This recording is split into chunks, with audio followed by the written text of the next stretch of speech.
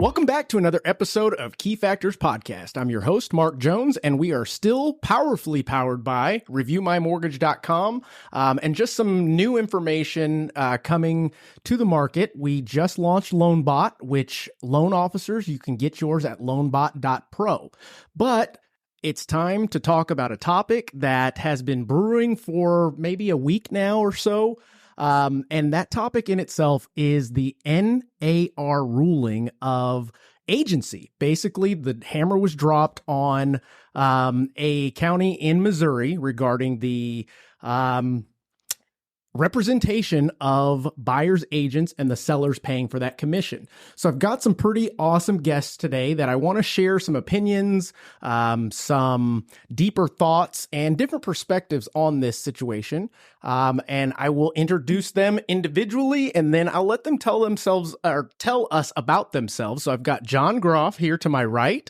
John, how you doing? Good. How are you doing, man? Doing well. And I've got Tori Summer. How are you? Hey, good. How are you? And then I've got Nacole Ricks. How are you? I'm doing fabulous. How about yourself? I'm doing well. So real quick, if you guys could tell our audience a little bit about yourself, how long you've been in the industry, and just fill in the gaps. John, you want to start? Yeah, absolutely. So, John Grof, I'm with Option One Real Estate, and I've been in the real estate game since 2015. So give or take about 10 years. Okay. And, my experience level is being on high producing teams, relationship based business. Mm-hmm. And outside of that, man, I love playing music. Got 2 kids, 9 and 11-year-old, been married 13 years.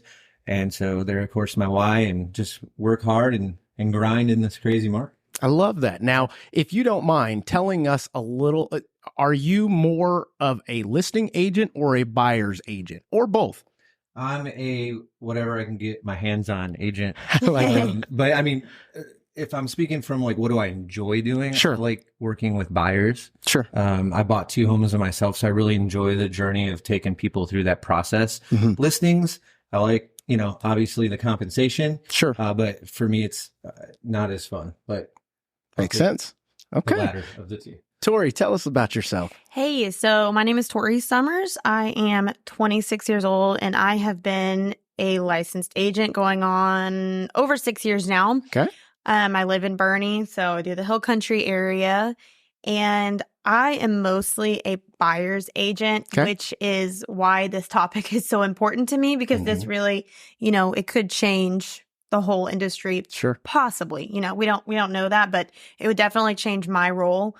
I do listings, but I'm mostly do buyers, and I do roughly 20 million a year. Okay. And that is buyers. Get you some. That's buyers. Yeah. That's buyers. I'm with Option One Real Estate, just like John is. And I have horses and a bunch of different animals. Okay. So that is why I do this, to support my very expensive hobbies. But I am very passionate about real estate. I feel very lucky to have found this industry, because honestly, I just kind of fell into it. Sure. I had no plans whatsoever to be an agent, but I can't see myself doing anything else. Well, to your point, I don't think anybody grows up dreaming of becoming a realtor or a lender, for that matter. Yeah. No one wakes up and says, I think I'm going to be a real estate agent. Exactly. I mean, especially me, because I didn't know I have no family members that are in real estate, loan, nothing. That's actually a good thing, because you get all their business. Yeah, exactly. Exactly. All right. So, Exactly. Nacole, you want to tell us about yourself? So my name is Nacole Ricks. I'm here in San Antonio. I service all of the state of Texas. So I service 5 large metros, all the way from South Padre Island all the way up to Houston/Central Texas. Don't talk to me about Dallas. That drives a little too far. I am primarily a listing agent. The first 3 years of my career, I specialized just in luxury listings. Okay. And then from there, now I do a lot of investors. So Gotcha. I do primarily Airbnb, short-term, mid-term rentals, flip properties, and then, of course, still a very big luxury listing agent in certain markets. In San Antonio, I do all listings are Gotcha. my specialty. So as kind of the opposite. So we've got 2 sides of the coin. I like that. Yes. My passion is listings. My passion is the numbers. My passion is how much money can we sell this listing for? Sure. Getting the result that no one else can get. I started out as expired luxury listing agent. So basically, I would go in, the house would be completely expired, 2 years on the market. overpriced, built in the middle of nowhere, whatever. And I would turn it around in 7 days, 28 days in a market that was way prior to COVID. Mm-hmm. So in that case, it kind of just became my niche unintentionally. It wasn't intentional at all. So I've been in the business also over 6 years. Tori and I have known each other for, over 15 years. Crazy. I think we've known each other probably more than 20 years. We were showing horses together. That's cool. Very cool. Crazy. And then we didn't talk for years. And then all of a sudden we're both in real estate at the same time without even knowing, and we're both thriving in it. Absolutely, it's crazy. And we didn't meet in the same city. So we ended up in the same city doing real estate, but that's not where we met. Yeah. How cool is that? She was living in the Valley and I was living in Bernie, and we met at a horse show, and then we just became super close after that, and the rest is history. Well, that's pretty cool. And note to yourselves out there that are listening, if you own, operate, take care of horses, cattle, things of that nature, you might want to consider real estate as a contributor to supporting your habit.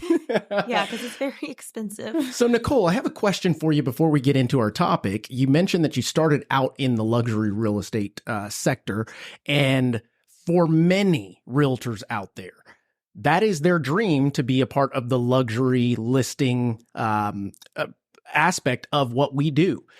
How did that transpire? Was it your sphere of influence? That's just what it entailed, or you knew you were wanting to go into this market that way? Absolutely not. Yeah, I did not know that. Just like real estate's not something you know. So again, Tori and I are very similar. We had no family in real estate, no experience with real estate. My parents didn't even own a home, no real estate experience. Gotcha. And so a lot of it is sphere of influence, but honestly, I chalk it up to God. I mean, he's the one that really took me where I needed to be, because when I got into real estate, I did not even want to do residential at all. It was not even a passion of mine. Okay. I'm a numbers-driven investment girl. Give me commercial, give me investment properties. And God said, no, you love helping people. Let me give you the best of both worlds. Okay. And he gave me an opportunity to be able to really serve people at a much higher level than the average person in the real estate industry, to be able to take that person from saying, I am dying to leave my house. Mm-hmm. I really want to move. I really cannot afford this anymore. I really am in a bad position, and fixing the problem and saying, okay, great, it's sold, and getting them a very large return. My average was around 20 some odd % over the average comps for that area. Good. So, it was 7 was the lowest and 43 was the highest I ever got anyone over what the neighbor sold for. That's awesome. And that was expired luxury listings. And I mean, in McAllen is very different. That's where absolutely. I started. It's thriving now, my goodness. It is. But back then it wasn't, right? It was a very slow market, and there wasn't a lot of buyers for luxury expired listings. Yeah. It was very much a custom home community. Everyone built their own home. Everyone. And who gave you that concept to go after the expireds for higher priced homes? So it wasn't me. Again, my sphere of influence came to me, and it was my very first deal. I was 2 weeks in the business, and he's like, hey, can you list my home? And I'm like, who are you talking to? 'Cause I just got my license. I know nothing. I have no idea what you're talking about.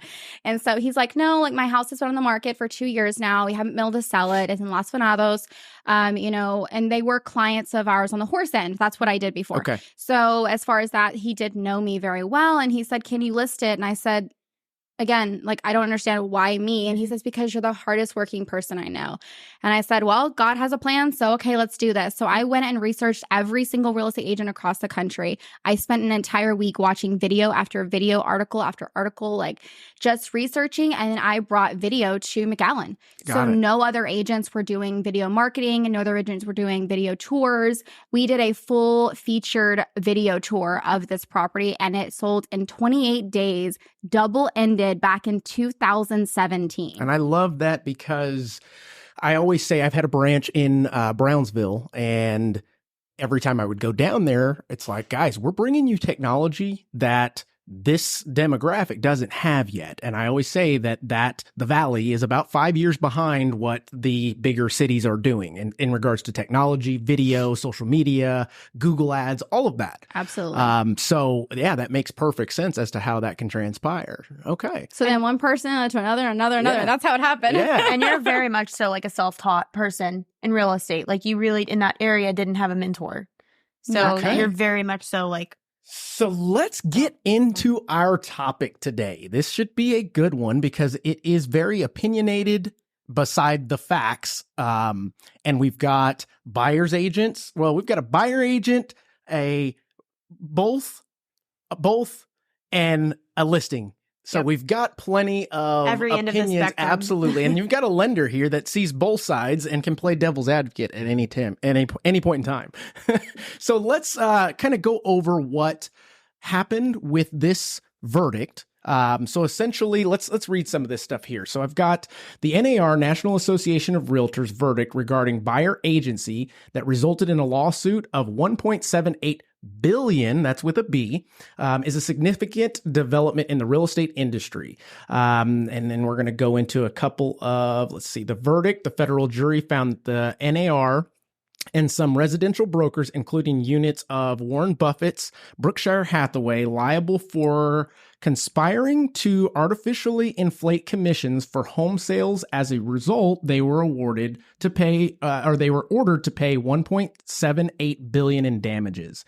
So it goes into the impact on practice. The verdict could change long-standing practices that have allowed real estate agents to increase commissions in tandem with rising home prices and mortgage rates, making housing transactions more costly for customers.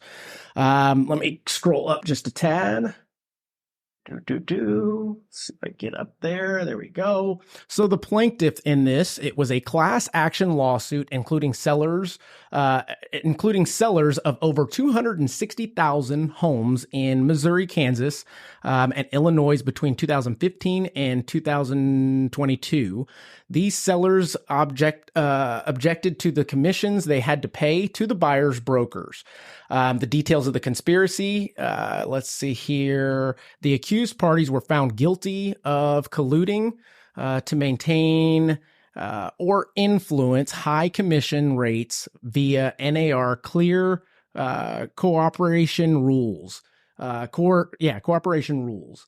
So, and then the potential implications, the award damages could triple under the U.S. antitrust law, which would amount to more than $5.3 billion. So the premise of this suit in itself is sellers that had already sold their home got together, and I don't think that they got together. I think they were kind of reached out to by the plaintiff or the attorneys, and thus created this class action lawsuit of 260,000 homeowners that said, we feel like we were misguided, mistreated, and used and abused, basically. That in itself, that's big. That's pretty big.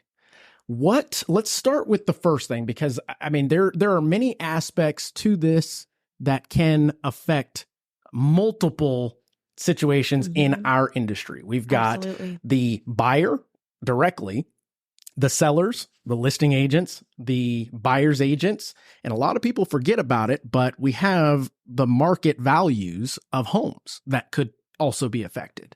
So let's start with the easiest one, which is going to be the sellers. What are your thoughts? How do you think that the sellers will be affected by this? And whoever wants to start, just jump in that water. Sellers are going to be affected significantly. Okay. There's going to be less buyers, right? I mean, number one, affordability is a huge challenge if you're adding that additional cost.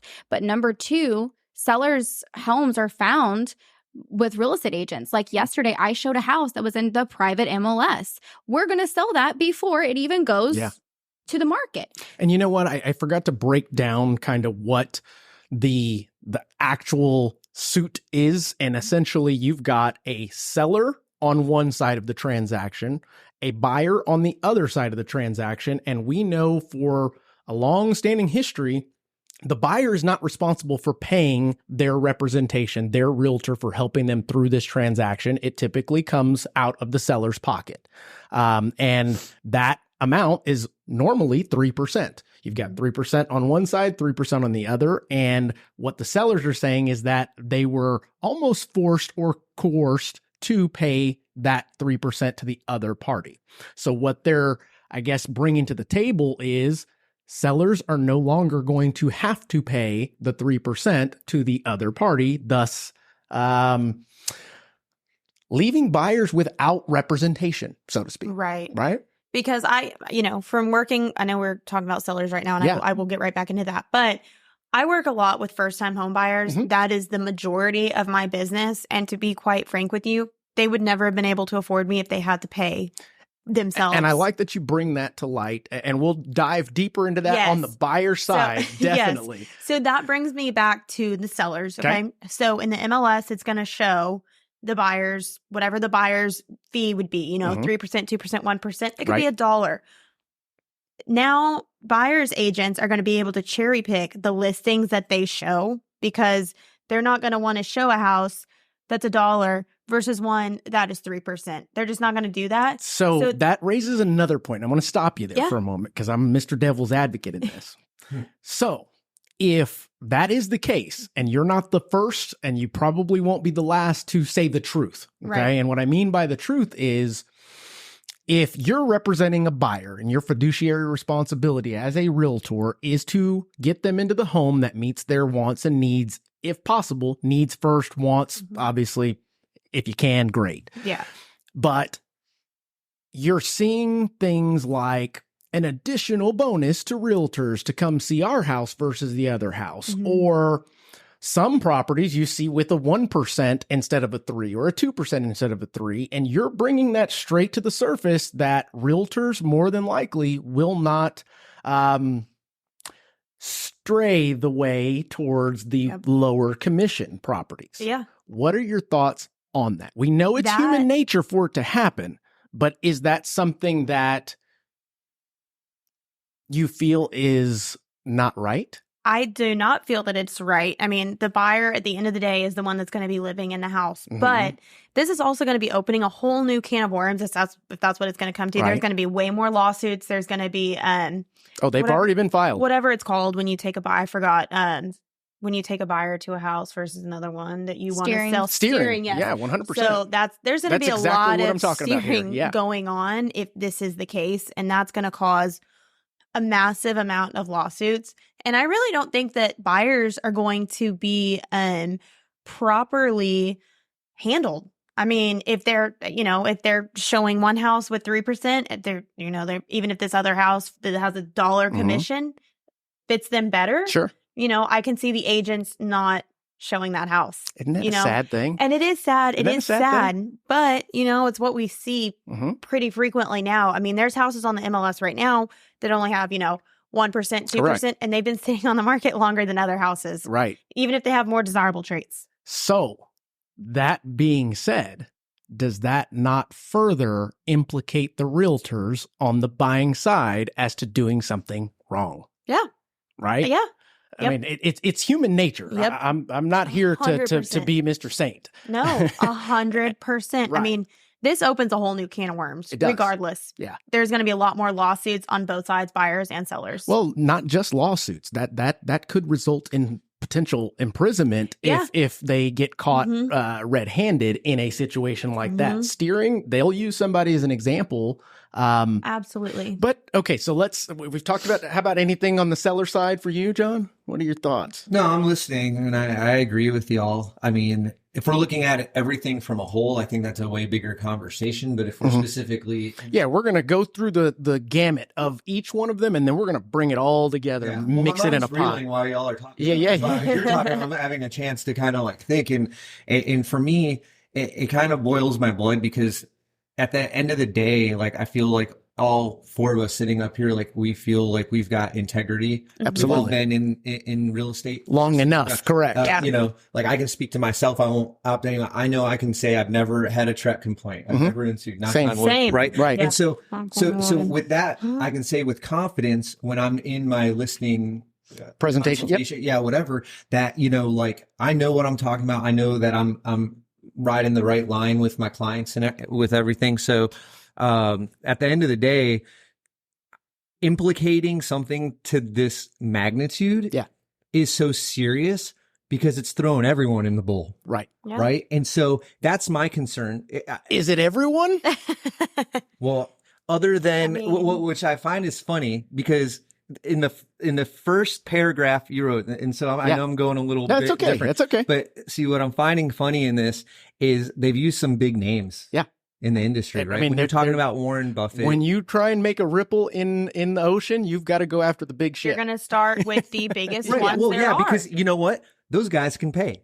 Like, you can't sue someone that doesn't have any money. It's true. So they're not going to pick on Joey Smith over there in Podunk Town. No, they'll get him last. Yeah. So, when I start reading that, I'm like, these guys been sitting on this idea for a while. I mean, the lawsuit started a while back. So, I mean, this is not new. It's just the verdict is a surprise because I believe everybody thought it's damn near impossible to prove that there was collusion, conspiracy, anything like that when you have the seller literally sign the agreement that says you're about to pay 3% to the other party. Yeah.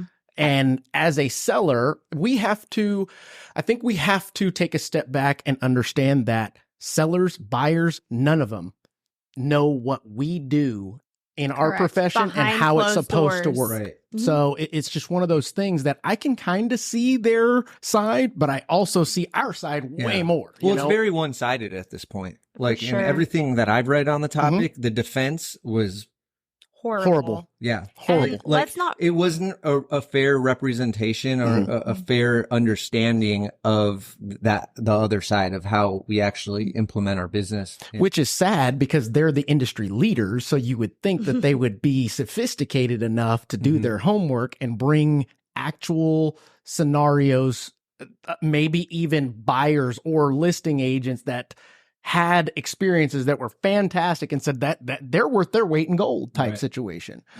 Okay, so I want to go back to the steering just for a second. Sure. So the fact is that as a listing agent, we go in and there are sellers that do not want to pay the full 6% or 7% or 8% or whatever we're charging. It's not always 6%, right? Like I had a seller who reached out to me and they were like, I am taking interviews this day, this time, pick a slot, it's 5%. Okay. Like that's what you want to do. If I'm willing to interview, then I am already agreeing to that, right? It is negotiable. Then a lot of people say like it's the industry standard or we're trying to make it like fixed pricing, which was another issue, right? But the issue is it's not, especially in other markets like McAllen, they do 1% all the time. It's very, very common. And that's what agents like, we just say, okay, let's show the house, right? But back to your point, they sit for ever. Yeah. I mean, yes, I've shown them. Yes. But you know what? Like my buyer wasn't interested or whatever in the case. But the issue is that there will be steering if this is the case. And on top of it, the sellers, we already talk about that. We already talk about it with our sellers and we allow them to make that decision, right? When they go, you know what? I only want to offer 2% to the buyer's agent, or I only want a 4% listing, or I only want a whatever. It's not about, well, I'm sorry, if you want me, it's going to be 6%. It's not like that. It's about the fact that online, it is going to show the buyer's agent what they are going to be paid. And your home, we're already pricing it at the top of the market. To be competitive, I would recommend you to match what the other realtors are selling homes for in this area. It is not me saying we are fixing pricing or anything like that. It's just, it is common sense. It's human nature. If you want this home to sell, period. Incentivize. Yeah, absolutely. I mean, absolutely with that. Okay. So we've talked about the seller's side of this. We've talked a little bit about the buyers, but we'll come back to that. I want to talk about the listing agents in this aspect. So you being one of the most predominant listing agents in our circle here, what are your thoughts on business moving forward? I think you mentioned that you're going to see less buyers in that situation. I'm going to play devil's advocate here. Everybody has the internet. And we saw through the pandemic, starting March of 2020, that our sales didn't really stop. I mean, it just, what the heck? They skyrocketed. Exactly. And in many cases, they've already done research to show that the buyer found the home in many cases and not necessarily forced to use a realtor, but in many cases they were because they believed they could not get that home without a realtor's representation. So now you've got a lot of realtors that are making 3% for opening a door. Well, it just opening a door? It's not. No. My wife's a realtor, so just know that I'm playing devil's advocate here. So I think, so the pandemic, the market there, it was completely different. It goes way beyond just opening a door, because that is when you saw houses going 100,000 over asking. That's when you were seeing 10 plus offers. That is when you needed a buyer's agent to go to bat to you and to negotiate for you. Probably more. I mean, we have more. Or was it more so your offer being the best and strongest offer? Absolutely not. I know. Absolutely not. Not necessarily. Okay. I mean, I had won so many offers. I mean, and we were not even the best offer. We were writing letters. I was staying in touch with the agent constantly. I mean, there were just so many things that went at it that, nobody sees behind closed doors to keep that momentum going. And I've had agents tell me, like, you're the reason why we went with this offer. Yeah. They were blatant with me. They're like, this was not the best offer. It is a relationship business. And that is what we have, is relationships. And we also know how to read the room. Buyers, when they talk to the agent, they don't know how to ask the right questions to be able to get information that may or may not benefit the buyer. Right. And so that is our job. Our job is to dig deeper. And once we understand, okay, great, this is most likely the winning offer. This is what would win it. Do you want to make an offer that's a winning offer? Or do you want to make another offer that may or may not be the winning offer? Right. So it's a lot more than opening a door. So that being said, I agree with you wholeheartedly. But I continue to play the devil's advocate, because most of the transactions that are done by 10% of the agents. So you've got a 90% gap of agents that are going through the motions, opening doors. And to be honest, I'm just speaking transparently, a lot of lenders are helping put those deals together. Absolutely. Let's just be honest. And listing agents. And listing agents. Absolutely. Yes. Behind the scenes, it's like, okay, this person doesn't know what they're doing, or they're inexperienced, or who knows, doesn't matter. We want to make the transaction work as well. So we're not going to shit on that agent. We're going to make the deal work, right? It's all a partnership, honestly. Everyone in the deal is a partnership. So it starts out first with the buyer and the agent, and then it goes to buyer, agent, lender, and then it goes buyer, agent, lender, listing agent. We all have the same goal of closing on the house. But, do you think that most buyers know what an option period is? I do. You do? Yeah. Because the internet that is real. A lot. I've experienced a lot where buyers are like, what is that? I feel, and this is genuine, I feel like we're not giving consumers enough credit. Okay. And the reason why I say that is everything is within the reach of your hand. Absolutely. Yeah. And we're I think that the comparative analysis that was done in a podcast that I recently saw, and they were on the side of the realtors, but they were also honest in the sense that we think that buyers don't know anything, and that's just not the case anymore. We're almost playing a game that with old rules, if that makes sense, almost to the point that when the 3% was established, realtors were still meeting face to face to get contracts done. They were hand signing contracts, et cetera, They were, done through fax machines, things of that nature. And now we move forward and everything's DocuSign. Zoom, same with us. We meet with our customers on Zoom. It's one of those things that I just feel like we don't give buyers, consumers, anybody enough credit. So there was another piece to the selling side that I wanted to bring up, and it had to do with the concept of people listing their home for sale by owner versus with a realtor, right?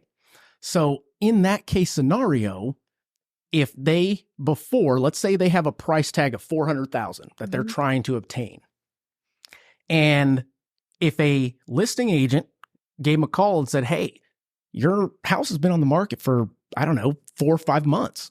Are you really wanting to sell this home? Yes. Okay. Well, if you pay me 3%, would you be willing to still take the $400,000? No. Okay. So if somebody came to you and offered you $380,000, would you take that offer? Chances are they probably would. So what is the difference there between having representation that would thus sell the property faster, we would assume, versus it sitting on the market and you just getting a lower offer that nets the same, but it will take longer. Well, that brings up your point about the commissions inflating the prices. Yeah. I don't believe they're inflating the prices, right? Those commissions are set there for a reason. Mm-hmm. We do so much behind the scenes. You know, we talked about this before, is like a lot of consumers, it doesn't matter if you're a buyer or a seller, as an industry, we are not understood as realtors. Like we're not understood of what our importance is, what our job is, what NAR does, like so many different things. And in that case, it's one of those very important things that they don't understand where that money is going, how much we spend on it, on photos, on marketing, on Google ads, on Facebook ads, on our time, gas, going back and forth, staging the house, the staging equipment, everything. Cleaning the house. I have washed dishes. Mm-hmm. I have scrubbed baseboards. Now, mind you, we're talking to top producing agents here. We're talking to the extraordinary, not the ordinary. Not mediocre. You get what I'm saying? And it's there's only 1% of you guys. Mm-hmm. Okay? That's true. It's the 80-20 rule. It's 90-10 at this point. 90-10, yep. Okay. 10% of the agents are doing 90% of the work. Correct. Over and over and over. Right. And that is the part that I'm trying to bring to light a little bit more, because we can only speak from our perspective, but we can give opinions on the rest. And what I mean by the rest is that 90% that essentially is probably the reason why these suits came about, to be honest. Does that make sense? Yeah. Can we all agree on that part? Absolutely. So that being the case, how do you justify that? I also think part of this, and this is just me speaking out loud, I'm not sure, but I don't think that the sellers were properly instructed or, forced to understand what the listing agreement was. And 260,000 of them? I don't think that they were, I don't think they understood what they were signing. I don't think they understood. As far as the contract goes. Yes, as far as the contract. I don't think they understood, like, okay, well, 3% goes here and 3% goes here. I honestly, again, you got to give them more credit. No, Okay. I think that they did understand and they found an opportunity to make some money. A loophole. Let's be honest. Help them come to the conclusion and put that to together. Feel like a victim. Yeah, exactly. And let's just all keep in mind, at the end of the day, the only winners here are the lawyers. Oh, let's for not, sure. Let's not lose sight of that. For sure. I agree 100% with that. Same as if you were to get hit by a car and have an attorney, they're going to get their 33%. Yep. Right? At a minimum. And then you're going to pay the medical bills and then you get your check. Yep. So same concept with this. That's something that we can't control. Right. Whatsoever. It is what it is. If somebody approached you and said, hey, this happened and it happened to 289,000 other people, would you like to be the 290 whatever person, right? That in itself is, again, something that we cannot control, nor can we, I don't know.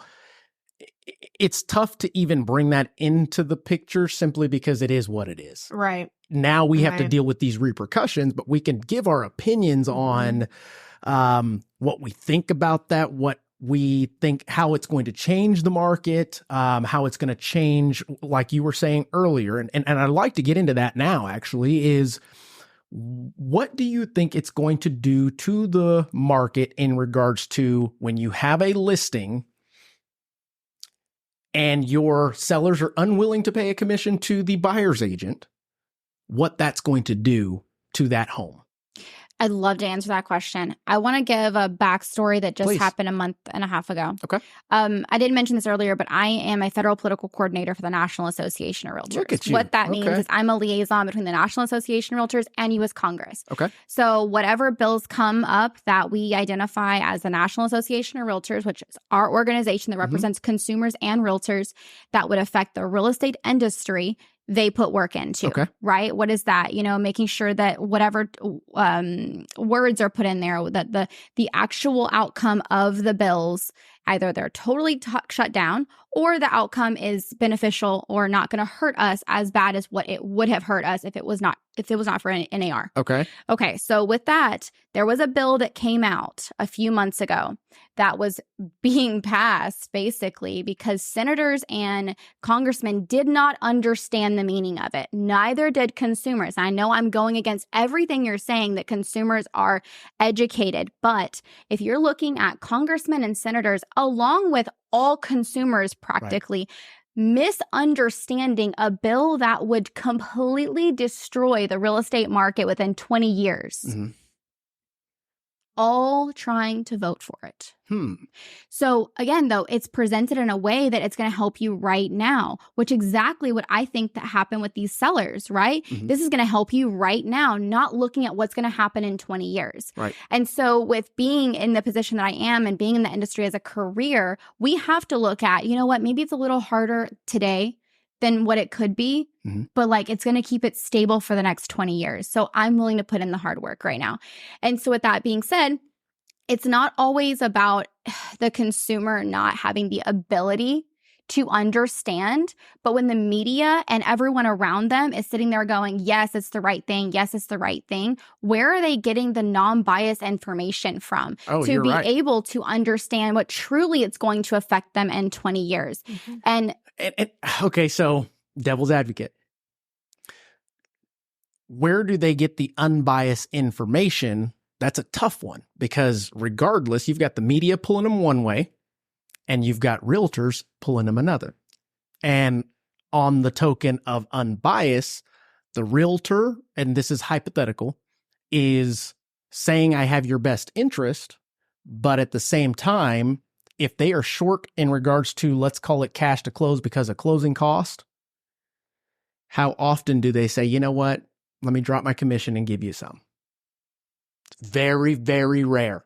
Really? I'm telling you, it's very rare. I'm on a lot of transactions to where it's like, don't you ask me for my commission. I, as a buyer's agent, do it all the time. Yeah. Probably why you're also a top agent. Does that make sense? Time. There's been deals where I walk away with no money. Yeah. Totally get it. Absolutely. Totally get it. No money. Same here as a lender. Yeah, exactly. Exactly. Because we are the, 10% that have our client's best interest in mind. Yeah. But do you see where I'm coming from on that? Yeah. I mean, it's like, okay, where is that unbiased information? Well, technically, you can find it on the internet, but you're also going to get pulled one way or another unless you're reading the actual law or bill that is passed. But then it has to do with interpretation of that bill. I completely agree that it is all about interpretation depending on who's reading it or who's talking about it. But at the same time, an organization who is set out specifically to protect consumers, right? To create a real estate industry that is stable. I mentioned this earlier was that, the real estate industry accounts for 1/3 of the economy in the United States. So if you're looking at the stability of buying and selling homes, there's already so many challenges the last 18 months or so. With doing so, let's just add some more challenges that's going to cause it harder. We were talking about, you came back to me about the, how is this going to make it harder to sell? Well, it's going to make it harder. This is one way. And at the end of the day, sellers have a choice to negotiate whatever commission that they are willing to pay. That's always the choice. But now the issue is going to be that if the neighbor next door did not offer a buyer's commission, finally sold their home, 9 months later, 12 months later, and it sold for less than what it's worth, because we know as professionals in the industry, every single day it sits in the market, price goes down. You get to a point where you actually make less money than what the home is worth because of the time on market. Oh, sure. Taxes, payment, all of the utilities, everything else that comes along with owning a home. I completely agree with the carrying cost, but not just the carrying cost, the actual value of the home. Perception value, So what happened was we just bought a house. It was marketed at $525. We bought it for $381. Okay. Yikes. That's in today's market right now. Yikes. It was on the market for 2 years. What the hell was that listing agent thinking?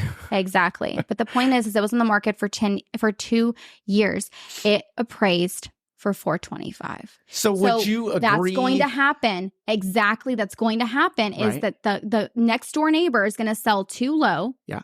And then the comps are going to set out and say, that's now the new price. Right. And now this seller is not even going to have enough money to be competitive, to pay the buyer's agent, because now their home value is lower. Because it brings the appraised value down. It would. And that's going to affect everyone in the neighborhood. Yeah.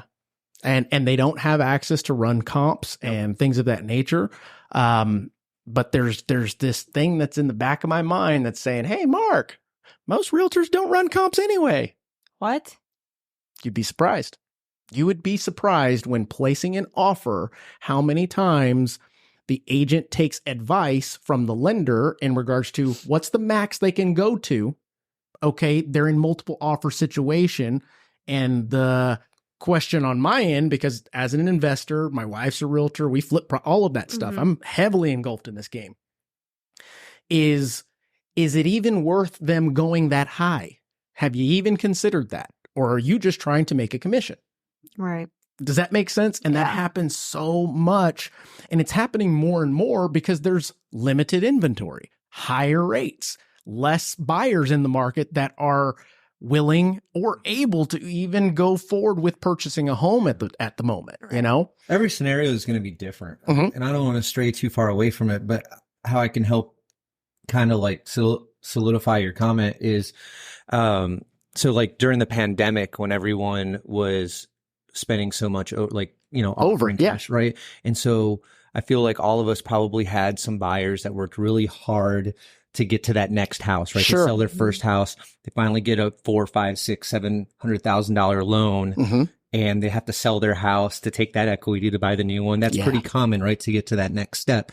But then you get Big Jingles McGee from California. Jingles McGee. Yeah. Good old boy. So trying to lighten the mood, like, you know what I mean? So, but you know, that we've had those scenarios. I mean, I had dozens of them during that time, and it got tasking. I'm like, when is this going to end? I just want to go back to like normal stuff, right? For sure. But I felt so bad for my buyer That had to because that overpay. worked so hard to get to where they can, but they didn't have a glimmer of hope. Like, we're just getting shot down because these people are coming in with cash, right? Right. And so I'm going to go on the flip side, how I validated someone paying 30, 40 grand over. I never had someone or never advocated for someone to pay that much. Right. Because I actually was in that boat, and I told them, I was like, well, if you're not going to live here for like, is this your forever home and you just love the home?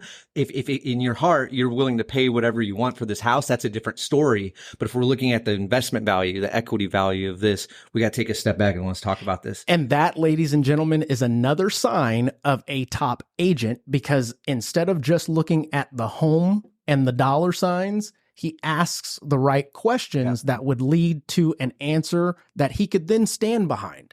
If you are calculating the break-even point based on what your buyer is telling you, there's nothing wrong with that.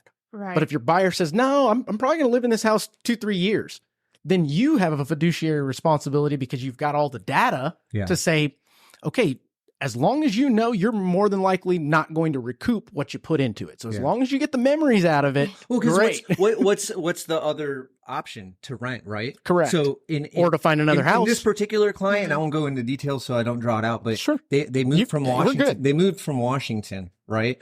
And they ended up moving back. So within a 3-year time frame, exactly what the fear or what that conversation would allude to, like, he ended up going back. And he actually profited going back. So I'm like, all right, I did my job, right? But coming in down to the house here, you know, his other option would be to rent. But what are you spending a month? $2,500, $3,000 a month? If not whatever. more. And he was there for 3 months. So I'm not going to do the math. I'm bad at it. But I mean, and that goes, multiply, that validated him spending 40 grand over, bringing the cash able to win it, because he was already going to throw that money out anyway. John, $90,000 is what the guy would have spent on rent. Yeah. So I have. So he's still winning. Yeah. So he's still winning. And that was an interest only payment too. Yeah. You know, paying rent. But I have a quick little story about back when we were in the COVID market. Sure. So I had buyer clients, and we were looking for a very specific property. They wanted to build a horse training operation, which means a big barn, an arena. So there's a lot of things. There's a lot of things that go into that. The soil, the fencing, so many more things that people realize. Like that kind of a lot of agents don't know what a horse property is. They see acreage and they're like, it's horse property.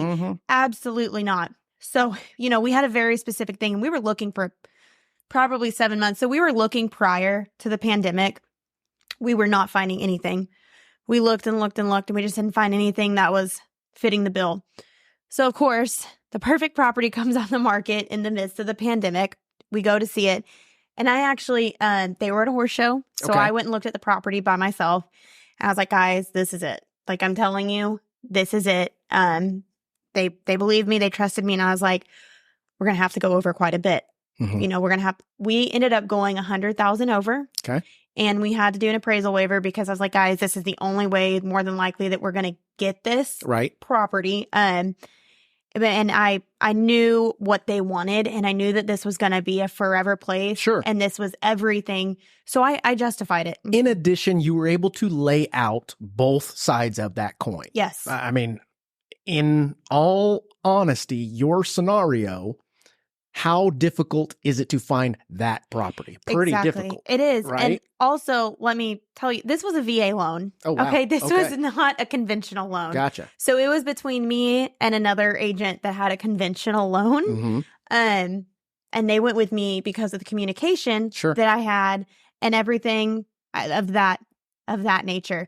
So I was already on pins and needles because I was like, oh my gosh, like, my clients haven't seen the property. We only have a 5-day option period. Oh, yeah. We went 100,000 over appraisal, like all the things. So I took them over there to see it, and they're like, oh my God, we love it. Like, this is perfect, whatever. I had a feeling it wouldn't appraise, which is why we did the appraisal waiver. It appraised. Okay. It appraised 100,000 over asking. Very cool. And now they have built their dream facility. See, that's a success story. Yeah. And it is because you do the research, you do your legwork, you present the facts to them without the opinion. Then they ask for the opinion, and you can articulate that properly to them, Okay, so let's switch gears a little bit. And I want to ask a question, and I'll ask of each of you, and then we'll talk about it. Okay. So if the buyer agency on realtors to the buyer is potentially going away, or we'll not say it's going away, but let's say 50% of Americans decide, when I sell my house, I'm not paying any buyer's agent commission. Okay. Do you believe that the buyer will be able to pay? That's number one. And do you think that they will, let's say that they are able to pay, do you think that they will find the value in paying an additional 3% for that representation? And the reason why I ask this is because on the lending side, we damn near can't lock a loan without charging to get rate. Yeah. I mean, it's like, you got great credit, you're putting 20% down, but I still have to charge you 2 points. That's just what the market is doing right now. Yeah. If they're having to pay 2 points for this rate, and then their down payment, then inspection, then this, and we live in a city to where the average income is combined like 70,000. If you're lucky. Correct. What does that do? What are your thoughts? So who wants to start? So I'll go ahead and Let's start be this. honest. Okay, I'll be honest. Yeah, my clients would not be able. My clients couldn't pay me. First-time home buyers. Yep. I use the hell out of that down payment assistance program. Sure. So if my clients are having to get down payment assistance, I know they can't afford me. Right. And I don't know if afford me is the right word. That is the right word. Let's be honest. And they can't afford it. And they can't. They can barely afford to qualify for this home. You got the finance guy. We're good. Yeah. NMLS number 500. So they would not be able to afford me, and that would change the way I do business drastically, because that was like I my said, next question. Yeah. I am mostly a buyer's agent. I don't even know if I would be staying in real estate. I don't know what else I would do, but that is my passion, and I don't feel like asking them to pay me is fair, because we all know that the seller is the one that's going to be walking away with the most money in this scenario, regardless of what it is, even if that's just a break-even point. The buyers, they just can't afford it. So you raised another good point. Fair housing. You just raised another good point. So essentially, the concept of, let's say they dropped it to 1%, $500, $1,000, $3,000, some kind of number that makes it a little bit more in line with the value that they see is valid, right? Yeah. Because if they saw the value is valid every single time, they would save for the 3% to get the representation before they save for the down payment, right? Yeah. If you as a top producing agent would consider getting out of the industry, changing industry, something, if that were the case, simply because it's been placed on the seller's side for so long, don't you think that almost makes that a little more valid? Yeah, I do. Right? Yeah. It's like, wait a minute. So if we don't include commissions in the appraisal, it's not there. There's no line item for commissions. There is for concessions. How do we believe that it doesn't affect the value? It's going to affect the value when they're uneven. When one is paying and one is not, that's going to be the issue. Currently, it's not. I do not believe that it's affecting the value at all right now. We sell faster. They save more money on carrying costs. They get a better experience. They are able to actually get the guidance that they need. And yes, consumers are very smart. I have no doubt in saying that. Don't wait, time out. Contracts are complicated. Sorry, guys. I don't believe consumers are very smart. I believe that they have access to what they need. Correct. I'm not. That's just. I think that consumers, layman, they're good at what they do in many case scenarios, but they don't know everything. Do they have access to it? Yeah. Just like we do. They do. A dumb analogy would be like, I watch football on Sunday and I watch Tom Brady play. Yep. Arguably he's not playing anymore, but he was right. I get you. Yeah. Right. And I get mad at him because he throws an interception. I think I want to jump in there. That's bullshit. I can do better than you. Good point. Right? I get it. Okay, I'm not a consumer in this, but I'm a fan, right? Correct. I think I can do better than him. Or you could at least voice your opinion on what he should have done, but never been in that. I'm coaching my son's football. I know football acumen. I know enough. Do I know more than Tom Brady? Hell no. No, I don't.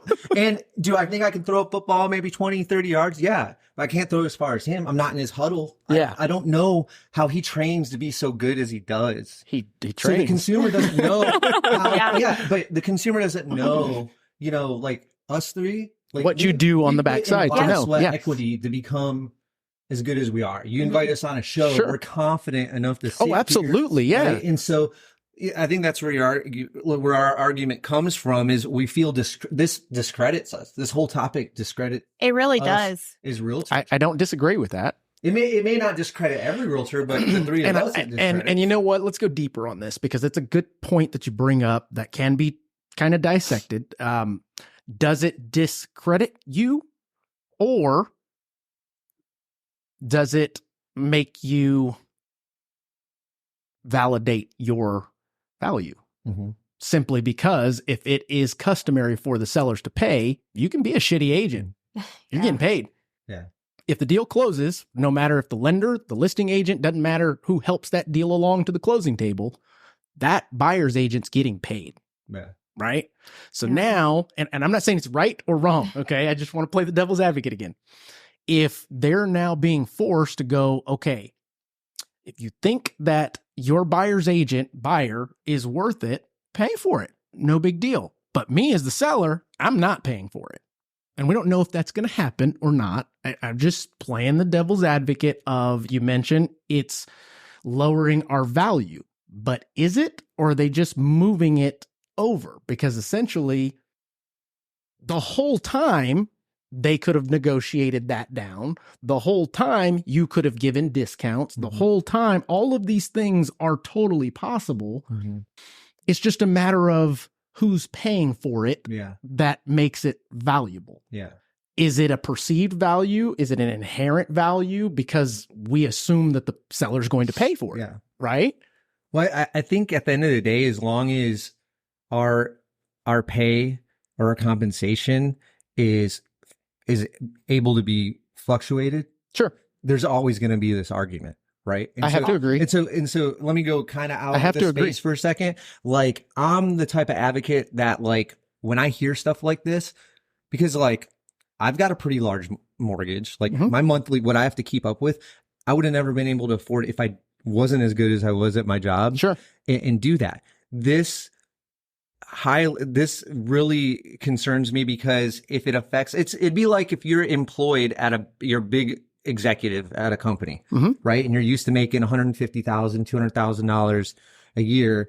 And you walk into the office and they're like, oh, John, you're doing just as well, at your job, but starting next year, you're only going to make 75,000. Like in the higher, another good point. So we can try and validate all of their sides of the story and maybe some points. And yes, but at the end of the day, how many realtors are going to be affected by this to keep up with what they've worked so hard to get to? And I know I'm going some. No, you're not. But when I start hearing these things, this is where my mind goes, because at the end of the day, okay, you're trying to be for the people over here and worry about them, but you're really impacting a whole nother group of people's ability to do that. And again, I don't want to keep on beating the nail on the head, but discrediting. You're basically, what they're telling me is, okay, well, if I'm used to making X amount of dollars every year because I do a certain amount of units or a certain amount of production, I'm still going to have to do that, but you're going to pay me less. Based on, now, they're not saying they're going to pay you less. And that's kind of what I have to keep going back to is because that perceived value of, like you mentioned, the story about somebody executive that goes in, he's making $250 a year and now they're going to drop him to 75. Well, if he's got the value, bet your ass he's not staying there. He's going elsewhere to get his value. So in this case scenario, if all of a sudden sellers are no longer paying commissions, does that lower your value? Or then do you have to justify your value? But who is going to justify? Yeah, that's a good point. Who's going to educate? It should be the buyer, the consumer. Right? Who is going to stand up with the marketing cost? No, we don't have that kind of money. We don't make that kind of money. The average realtor in the United States makes $60,000 a year. We're not talking average. So, but we're not talking about this is impacting a lot of people. Sure. John is saying, yes, it's impacting a lot of people. The average income is $60,000. Yep. That's the average agent. I'm not saying that every agent's amazing, but you know what? Those are households. Those are families, right? Okay. So at the end of the day, we are talking about an average income of $60,000. So let's bust this nut open too. $60,000 as an agent, dissect it. Let's take 60,000 divided by 3% minus X amount of commissions. How many closings? That's not it though. That's we're just talking. That's raw not numbers. it. We don't make 3%, Mark. Oh, I said minus commissions, minus cuts, all that jazz. I think also, because I have a lot of agents that I've worked with in the past that are part-time and still making 60 grand from the real estate side and still making 60 grand from their normal job. And you're shaking your head, yes, because we know people like that, right? Yeah. But they could also be making more, probably, if they went 100%. If they went full 100. I agree. Way. I absolutely. I'm an advocate for buyers. You need to be working with a full-time agent always. Yeah, why? absolutely. Because I'm not about to do the buyer's agent's job. So people, I think the perceived thing right now for agents, the most people look at agents be like, you just open doors. Like that. Oh man. We have so many, like even as a buyer's agent. That's the scary part in this. Yeah. I have marketing costs. I have office costs. I have the cost of running my own business. I mean, it's huge. Yeah. That is a very big bill to pay every single month. Sure. That's just to keep my business running. That's not necessarily bringing in new clients. Sure. Or to pay your mortgage, or to pay your car payment, or to pay for the horses, that doesn't include any of that. Yeah. That is just to have a business. So question, if let's say the market was originally set up to make 2% to buyer's agents, 2% to listing agents, would you not be in this business? I think I would still be in this business. I think you all would just have to work harder. I think you would. I think probably you all would still be in this business. And I find it, I don't know, almost as if with this scenario, consumers finally found a way to stick it to us. And what I mean by that is, let's be honest, okay? For the past, 6 years, we've been doing damn good. Good market. We cannot deny that. And you've got friends. We post on social media because that's how we get a lot of business. But at the same time, the onlookers who are not in our industry see that and go, okay, He's living in $1 million house, driving a $100,000 car. He's got a Rolex watch. He must be doing fine, right? Right. Are we making too much money? Or is it an example or proof of how good we are at our job? It's about how much work we do. Right? That's so what if I believe. went to a 9-to-5 job, I would make appropriate for that 9-to-5 job. I do not work a 9-to-5 job. Tori does not work a 9-to-5 job. No. John, Mark, none of us work a 9-to-5 job. No. We don't get to turn off our cell phones and go on vacation or go to our baby shower or go to our wedding.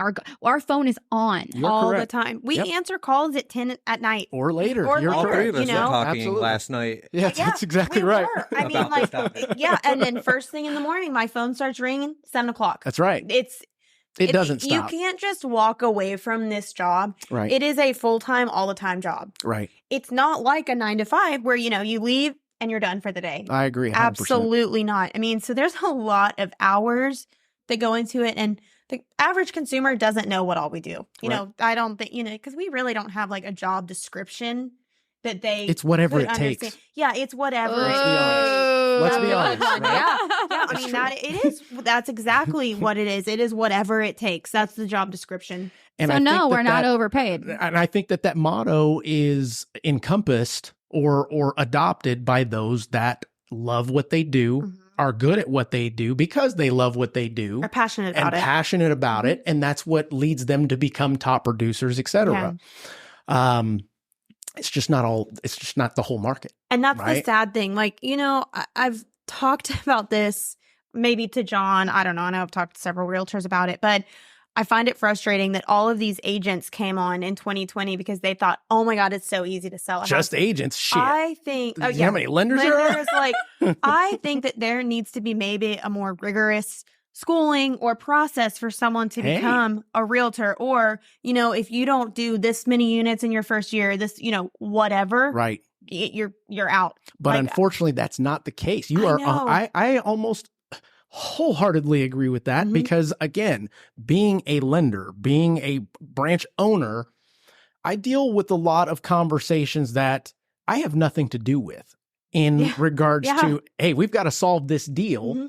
A loan officer comes to me, and then you reach out to the buyer's agent, and they don't know what the hell's going on. Yeah. And it's like, wait a minute. And how much are you getting on this deal? Let's flip the script on that too. Okay. And this is no offense to John or Nacole, at all. So do you know how many times the buyer's agent is doing the listing agent's job because this is their first time to ever do it, so they're walking them through everything. So the listing agent took pictures, put the house on the market, and now they get an offer. To your point, I don't know if it's most, I'd love to see the stats on it, but how many listings are listed with their friend, their relative, et cetera, that don't do shit in the transaction? So We've been there. So then I end up doing twice the amount of work for for 3% instead of 6% if I'm doing all the work. Yeah. And so the listing agent just gets to sit there while I do everything for him, contacting everyone, the title company, making sure You're right. Doing their job for them. So let's talk about, we've probably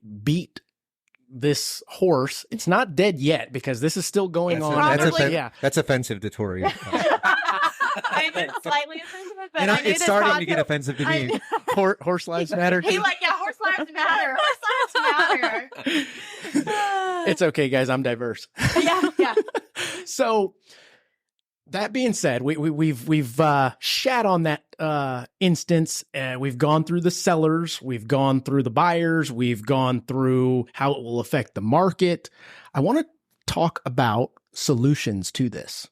What are some solutions that would rectify this?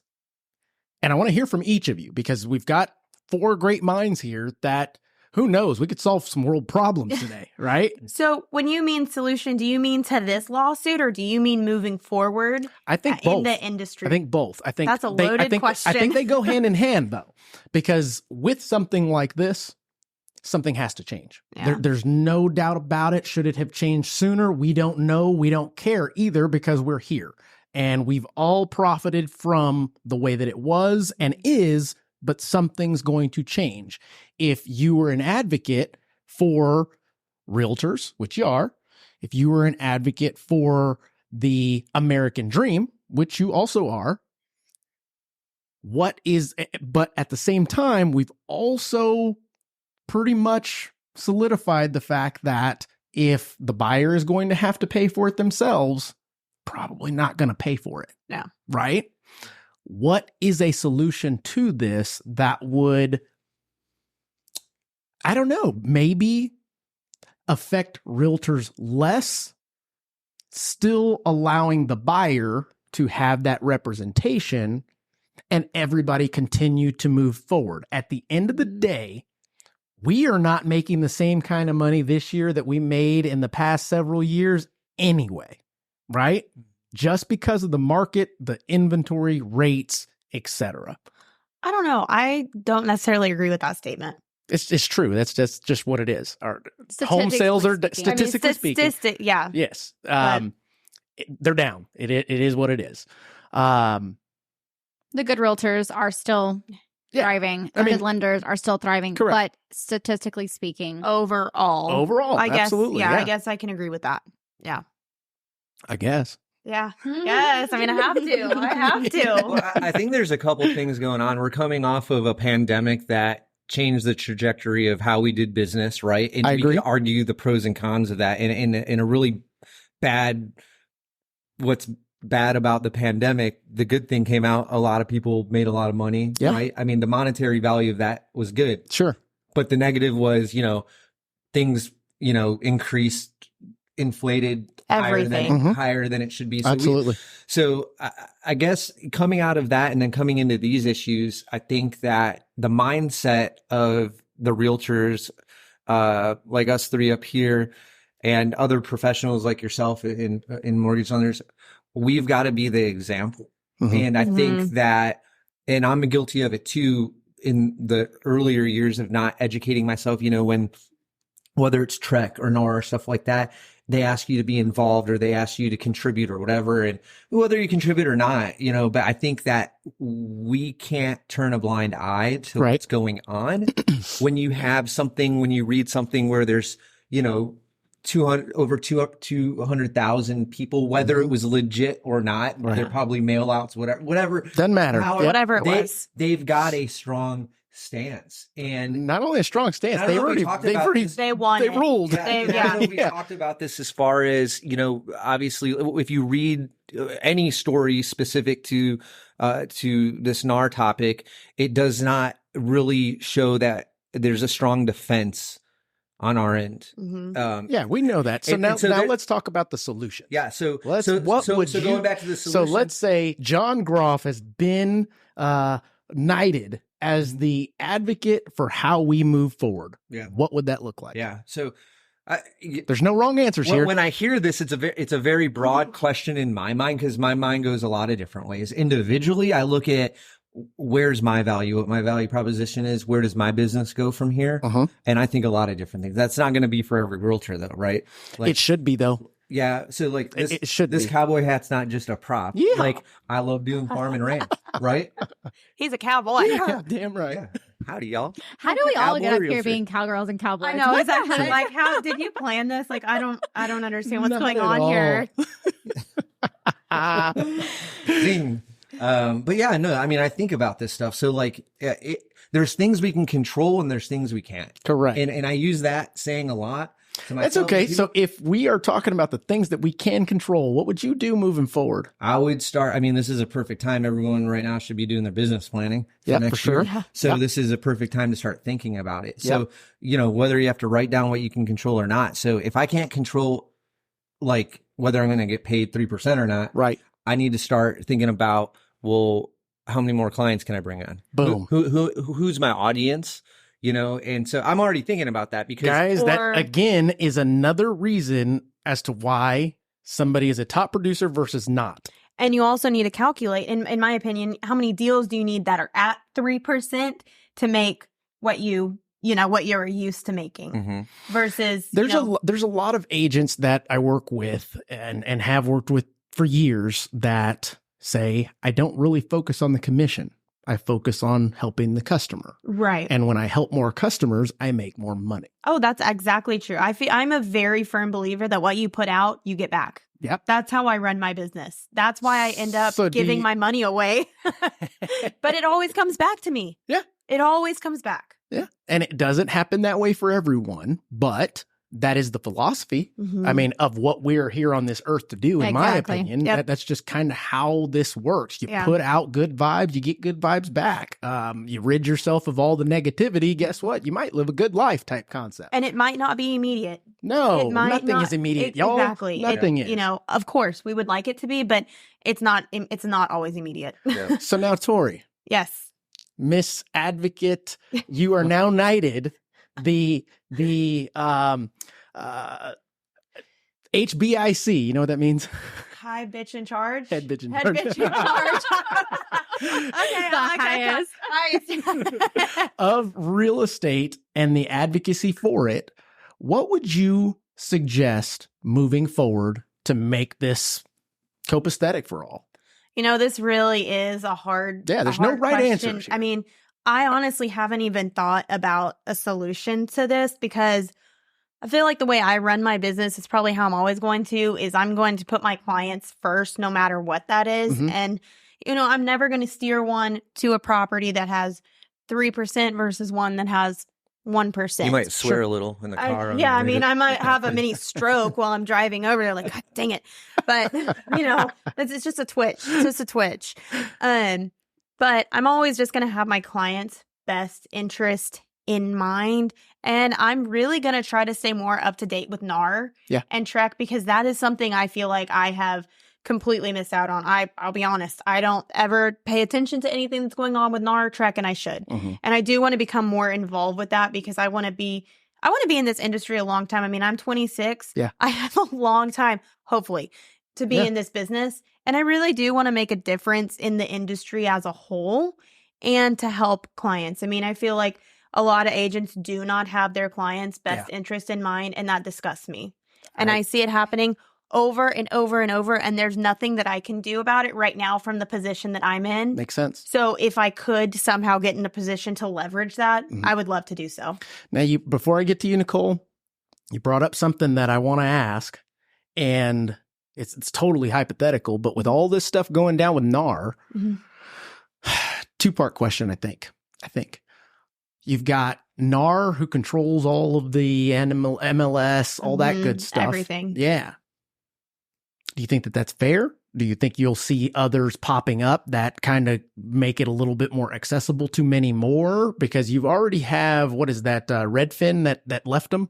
Yeah. There was 5 brokerages. There you go. 5 of them that left. And so essentially it's one of those things that, is this a cult that owns everything and has been controlling everything?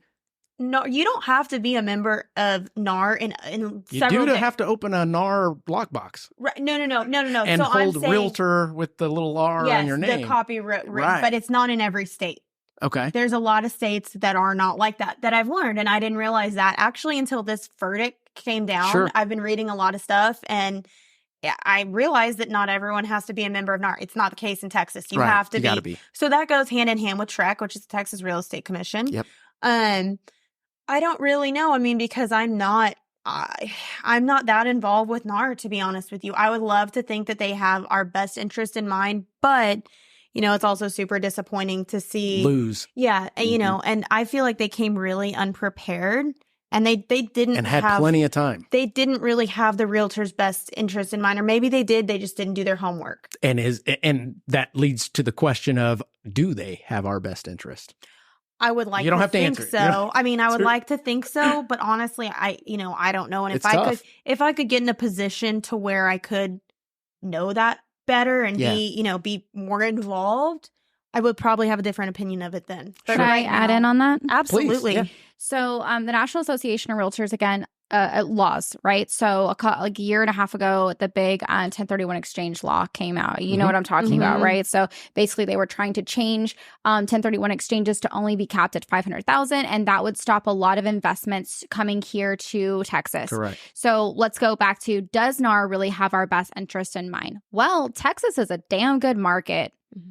It's a stable real estate market. It's a stable economy. So why is that? Is it because everyone's investing here? Is it because things are pro-consumer here? Is it because they're changing property taxes to eliminate the issues that we're starting to face now?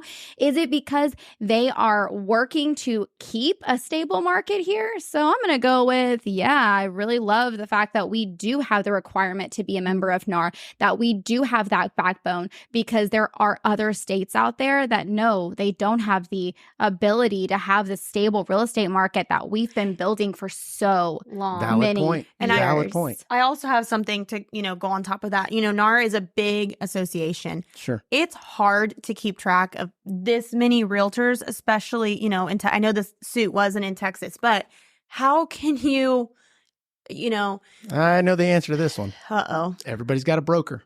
You're right.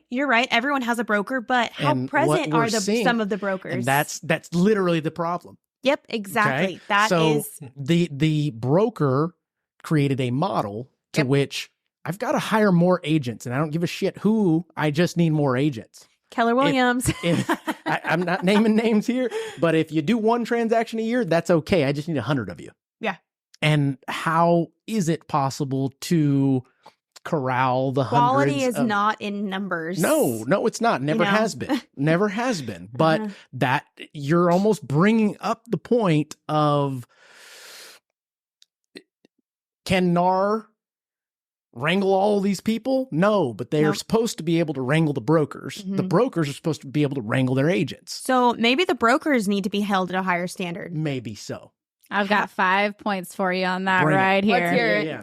So first of all, we actually talked about this in Austin a couple months ago regarding broker responsibility. And it's been a fight that's been for months and months and years and years and years. Like, it doesn't end. The issue is that how do you require brokers to train their agents better? How do you require brokers to mentor and have an actual, they shadow for 3 listings, which is something that's coming right now. Yeah. They're trying to push for them to do have. It. Yep. Appraisers have to do it. And inspectors. Inspectors, same concept. Go ahead. Sorry. So no, you're good. So basically right now, the law in Texas, again, we're talking mainly Texas here, but the law in Texas is that agents have to have mentor for 3 transactions. And it doesn't matter what those 3 transactions are. Are you saying that's coming or that's here right now? That's here now. But what's trying to come is 3 in every scenario. So 3 listings, 3 buyers, 3 whatever, which is what's trying to be implemented right now. The issue is, though, again, a lot of brokers are not present. Right. So then you go, okay, well, who cares if the agent is required to do these 3, 3, 3? Because it's really only one small step to the big problem, because the big problem is that anyone can become a broker. Yeah. Right? I'm not saying I'm unqualified to be a broker, but I could go walk and get my license in a few minutes. Because you've been along. I think all 3 of us theoretically, like in the Keller Williams model, because I was over at Heritage in Portfolio for a long time, and I was also a team leader. I had Valor Real Estate for a while, and I had anywhere from 4 to 6 agents.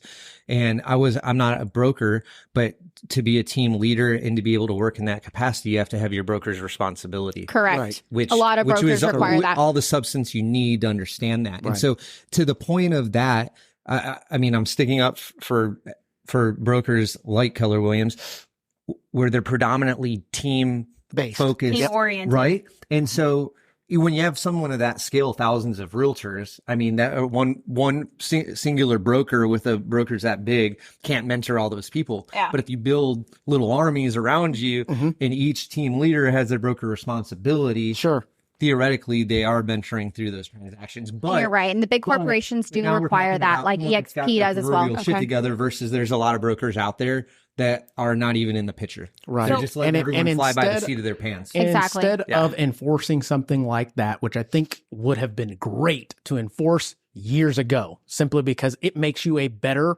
at your job, any which way you look at it. Right. Instead, they put together training programs that you have to pay to get into as an agent, as another way to make another revenue stream. And then it's still not hands-on, which how do most people learn? I don't know. Hands-on, actual real estate experience. So I wrote down 5 different things that I would say that if I was the advocate, I'm going to change these things. These are the things I would go for. Number 1 is change the requirement for education. And that's for agents and for brokers. Yeah. I hate to be that person, but there's a lot of naive agents out there that know absolutely nothing about what they're doing. And it's hard for people who do know what they're doing to be in an industry where that's the other side, whatever side that is. So, I mean, it doesn't matter if it's just the listing side or the buyer's side, but the education requirement of actual hands-on, like I tell people, anyone who wants to get into real estate, do not go to a brokerage and pay for a team and do all of that stuff. Right. No, go for free and shadow an agent for a year. No one is willing to do that anymore. And I'm an advocate. I'm a huge advocate for education. I'm not a huge advocate for, let's say, college, only because I'm the same way.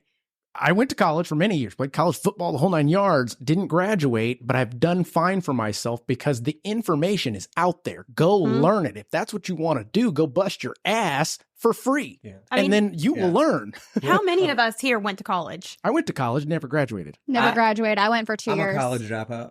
I tried it a couple times. I never even we were about made to it. sing the song from Greece. I never even made it to college. Okay. I knew when I graduated high school, I was not going to college. That was not the track for me. Yeah, but you were also riding horses and all that stuff. That's a lucrative game. Oh, no. You lose your ass on that. Horses are until you don't. Expensive. I'll be honest. My daughter rides horses, so I know the game. Last year was the first year we cleared money. Really? Showing horses. Yep, absolutely. So it's just a bottomless pit. It is a bottomless pit of nightless sleep. And but last year was the first year that we have ever cleared money on the horses. Wow. And this sounds bad, but it's because I was able to put more money into it. You know, you have to spend money to make money is actually and anything you do. Absolutely true. I feel that way with the real estate industry too. Yeah. But yeah. Okay. So regarding the shadowing, so like I would require, like if I were saying, you know what, these are the laws that are going to change, it's not a little course that you go to and you go to 180 hours and then you take another 90 hours or whatever. And the teacher tells you the answers at the end, et cetera, et cetera. Yes, exactly. And like literally everyone tells you, oh, well, just pass the test because you're not going to use any of that information because it's true. I literally tell that same concept. Correct. So at the end of the day, you know, people who like, how did you become successful? You know, how did you get your first client? How did you do this? I worked my ass off, but that's because I also had a lot of business experience prior to coming into real estate. Sure. So if you don't have any business experience, if you don't know anything about it, go shadow an agent for a year. Make $0 for 1 year, 7 days a week. If you have a good mentor. Wait, but John, they go to college for 4, 6, 8, 10 years. They take out loans for this shit. Yeah. And then they go. That they can never pay back. Yes. Yeah. So why is our industry different? Like it should be the same. It has a lot to do with the barrier of entry into the business. Absolutely. I mean, I've been saying that for years that there needs to be I think we need to be held at a higher standard to get into real estate. The fact that anybody can get their real estate license, quite frankly, is bullshit. Yeah. I do not think that there are people in this industry that should be in this industry. Yeah, we can't just do a disc test. You know how many disc tests you know how many? I fail those damn things You can't fail a disc test. On paper, they're just like... Yeah, you can't. I failed it, and you can't even fail it. Well, you can based on the person that's giving it to you. What? Because they probably want you. Yeah, exactly. They want you in a certain aspect. How is your heart even beating right now? Yeah, exactly.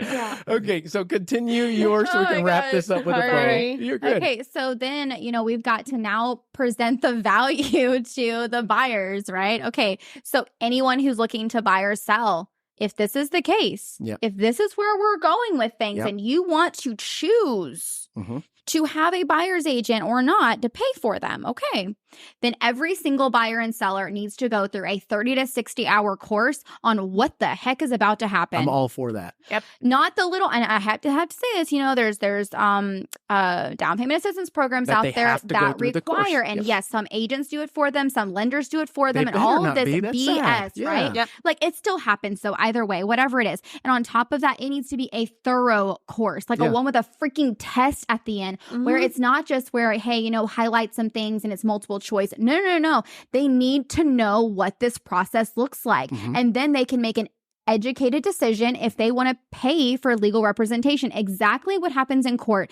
right? So an attorney is hired when they feel like that they are not equipped to represent themselves. Okay, great. Well, how did you come to that conclusion? Well, because there is a bigger understanding of what an attorney does than what a real estate agent does. And I'm not saying that we are attorneys, but we do write contracts and we do fill in those contracts. Can I get an amen? Can I get an amen? Amen. But you still can't write in that special provision section. Oh, because we're not attorneys. I mean, these forms are promulgated by attorneys. Yeah, exactly. For a reason. That's right. So in that case, like we still fill in information, which could cost someone thousands and thousands and thousands and thousands and thousands of dollars. Yeah. So, yes, you brought up some good points a few minutes ago. It's been such a long time. Anyways, so it's been a long day, guys. Is that, some people don't know what an option period is. Well, it depends on what segment you're talking about. Are you talking about first-time home buyers? Or you're talking about investors. That's a totally different scenario. Yeah. Are you talking about, is the seller understanding if it's 3% paid to this person, 3% paid to this person? Well, technically it's 6 or whatever percent paid to me, baby. Right. It is paid to the broker, right? So what about it's not even.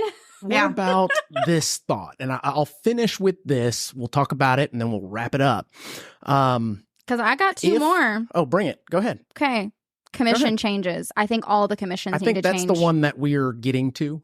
That's kind of what I'm going to bring to the table, but go ahead. And then the next one is I think there should be price fixing. Absolutely. This whole negotiation bullshit is bullshit. I agree with that. It needs to be fixed. It needs to be where we are paid a certain amount. Now, okay, maybe there can be a range to that certain amount, like an attorney, right? If you're going to go to an attorney for this, it usually costs between this and this, right? So it's not necessarily price fixed, but it's price range fixed. That's true. And that's exactly what needs to happen in our industry because a lot of agents don't know.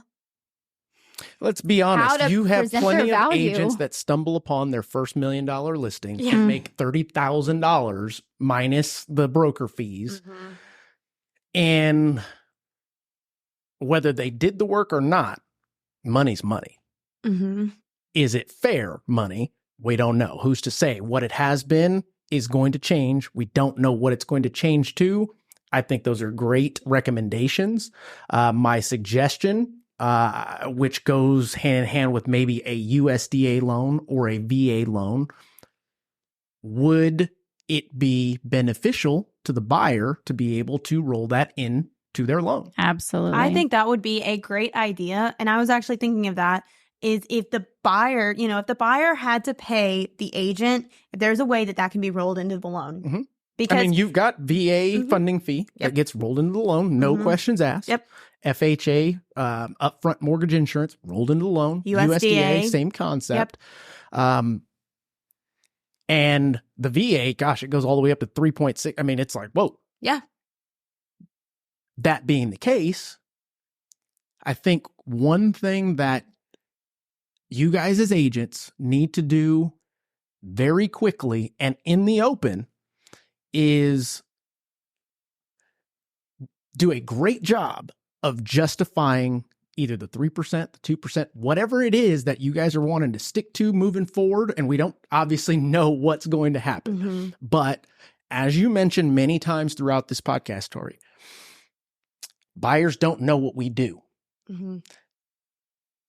Tell them what you do over and over. Show them what you do over and over. Use video marketing to educate over and over to the point that behind the scenes. Absolutely. Because it's one of those things that they only see HGTV stuff, right? Until they go through the transaction. And by the time they're done, if that makes sense. I sell butterflies for a living and my budget is $1 million. And my agent just walks me through houses. They don't know. And I agree with you. They don't know. Yeah. I do believe, here's final thoughts. Okay. So I believe that there is kind of like with anything else, there's a mass group that kind of spoils it for the top producers that are doing the right thing, that are providing value to their buyers or sellers. That gives you guys a bad name. And in turn, maybe the reason why this suit came about in the first place, right? Because had there not been any kind of window door to step into, it wouldn't be a thing. Correct. So that being the case, I think commissions are more than likely going to change. The structure of how we do business is going to change. When, we don't know. But I do believe that we've got to find a way over and over to justify our value. Mm-hmm. We've got to make it so damn clear as to why we're worth X amount and what could go wrong if you're not in place. If you don't use me. Yeah. Correct. And I think there need to be scenarios brought to light over and over of the nightmares that people have gone through, the money that they've lost, the heartache, the headache, the homes that they've lost because there was not representation. They don't know what they don't know. You only know what you know. Yeah. That's exactly right. I love that. And it's true. So that being the case, do you guys want to add anything? I think this was an awesome conversation, not necessarily a debate, which is good because we all believe kind of the same premise. We know that there's some rotten apples. We know that we have value to provide. We believe strongly that buyers need representation. At the end of the day, it's not open heart surgery, but it's pretty impactful when you're dealing with this level of the largest purchase you've ever had in your life. Right? The last thing, biggest financial investment that anyone makes in their life. That's correct. So, back to that point, we were talking about that earlier as well, and saying that, this is one of the largest purchases that anyone will ever make. And we are allowing in this situation as a community, right? We're not talking about realtors or NAR, anybody. This is a community. We are allowing now sellers, because they're going to have representation most of the time, to have the upper hand on every single deal that a buyer's not represented. And we think that that's now fair housing. We now think that that's going to be fair for a buyer to be able to be in a situation where they're manipulated, because the fiduciary duty of a listing agent is what? To the seller. Absolutely. So if that buyer tells me, oh my gosh, my sister lives next door, what is my obligation? To tell my seller? Even if I don't want to.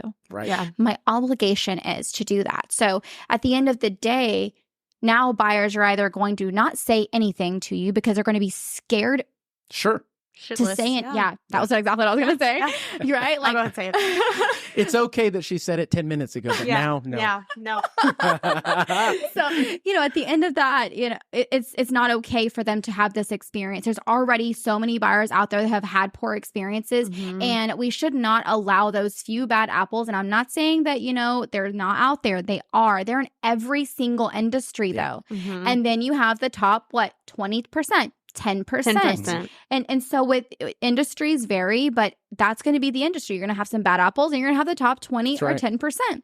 With that being said, the industry doesn't shut down. The industry doesn't stop paying someone who has a business, a full-blown business. The show will go on. So, okay, why are we being treated differently? The buyers are going to be drugged through the mud, and they're going to be taken complete advantage of without their knowledge of it. Yeah. Without them knowing. Like, that's John, exactly. you got anything to add to this? So what I'll leave you with is, number one, what I'm doing in my business is, this has been a great podcast, by the way. Thanks for having me on. Of course. Staying involved, staying informed, and taking part of whatever I can advocate to help. Same thing when we vote for elections. President. Yeah. Exactly. So get involved. Bring it back. But beyond that, I mean, what's in my control? What I can do. I love how we're all ignoring this right now. Well, no, that thank you for that. And let's see here. So as we close this, I absolutely want to thank you guys for being transparent in this. It's not easy to give your opinion on something that you may or may not be ridiculed for. Oh, for sure. But at the end of the day, it's our opinion and it's based off of our experience. Okay. As top producers. Damn right. Okay. Damn right. I had two more points. Oh, go ahead. I was on number 1, but I really, I'll edit it in. yeah. No, go ahead. I've been more than patient. I've waited for my turn. I drank all my coffee. Hey, it's tough having a podcast with strong ladies, huh? It sure is. But no, so the other 2 things that I'm doing is I strongly encourage in our industry, you have to have a relationship base. We're all part of brokerages that may be providing us, some form of leads, right? Pay to play sort of speak or whatever. But I built my business from the ground in a relationship based business. And to that point that you were talking about is where we're trying to gain people's trust. Why are they going to use us? Nothing's better than that warm referral. Right. So lean into your past clients, keep them engaged of why you helped them in the first place and why they need to continue helping you. Right. In that database. And then I would just say, moving forward, you got to double down. Work ethic is huge right now. Agree. Like things in the past landed on our lap. That's not it. You've got to have a strong work ethic. You have to work for everything that you have now. Not saying that we didn't before, but we're in overtime. Who's ready for a thinner herd? Absolutely. Yeah. Absolutely. So, all right, guys. Thanks, well, absolutely. Again, thanks for coming on the show. Thanks for being transparent. Thanks for airing it out there. Thank you it's for not having easy. us. Yeah, it's not easy to do. So It was a pleasure. Absolutely. So guests out there or listeners out there, I hope you got what you were looking for in this.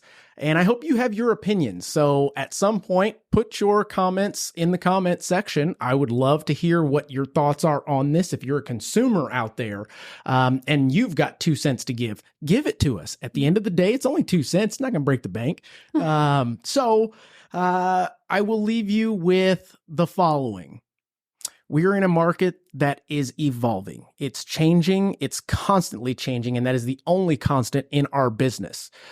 Things like these lawsuits that come about are indicators that change is on the horizon. And I don't think it's just our industry. I think many industries are going through changes, especially with AI, especially with how we easily access information, just like consumers having access to everything that we do on their phones, but unfortunately they don't know how to consume it and digest it and essentially filter it through as to what is true and accurate versus opinionated or being swayed one way or the other. I'm just hoping that the masses learns a little bit of something from this episode, and we will catch you on the next one.